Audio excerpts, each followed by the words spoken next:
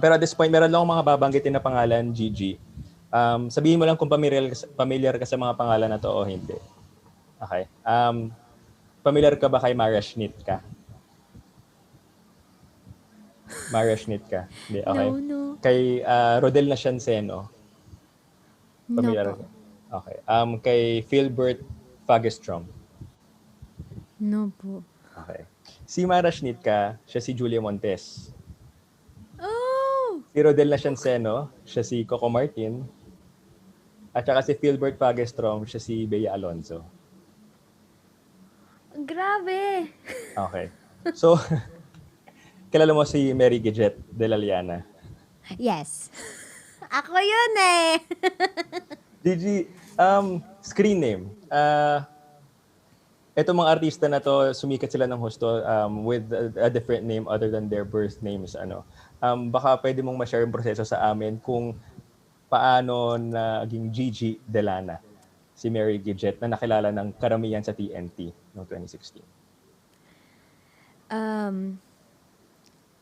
Yung Gigi Delana kasi, kaya ako naging Gigi Delana. Kasi it's more, mas madali siyang banggitin.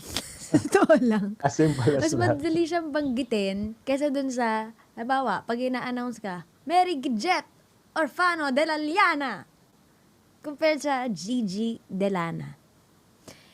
And madali siyang tandaan. Halimbawa, Totoo.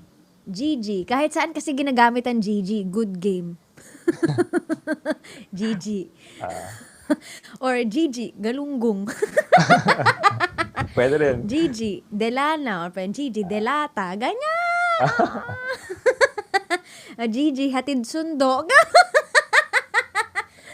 Anyway. At ang dali rin kasi Gigi Vibes. Diba? Gigi Vibes. So, Gigi Delana and Gigi Vibes, napakadaling tandaan. It's really easy to recall. Tsaka, ano siya, it's catchy. Catchy siya. Kasi, ano ba to? Parang maririnig mo ang Gigi anywhere.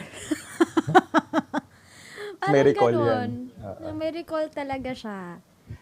Gigi, ever since you took on the Gigi Delana name, meron ba sa yung iba sa pakiramdam pag pinipresent mo ang sarili mo nung compared to nung ikaw ay si Gijet de la Liana?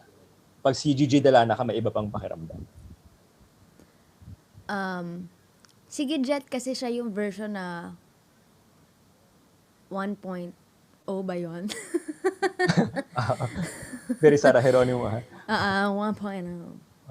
Tapos si Gigi, siya yung 2.0. Ganon na siya. So, ibig ko sabihin, yung pag-change ko ng name, nag-grow din ako doon. Nag-grow din ako. Pero, that doesn't mean na kinalimutan ko yung Gijet na ako. Nag-grow lang ako. I'm still the same person. Different name nga lang. Pero I'm still me. Nag-grow lang ako sa mga bagay na, sa mga goals ko na gusto kong marating for the better and para sa passion ko. And, okay yon. Kasi, learning, growing, it's part of your life. And it's okay to change. Pero for the good and for the better. Very well spoken, pang Miss Universe ang sagot. Gigi!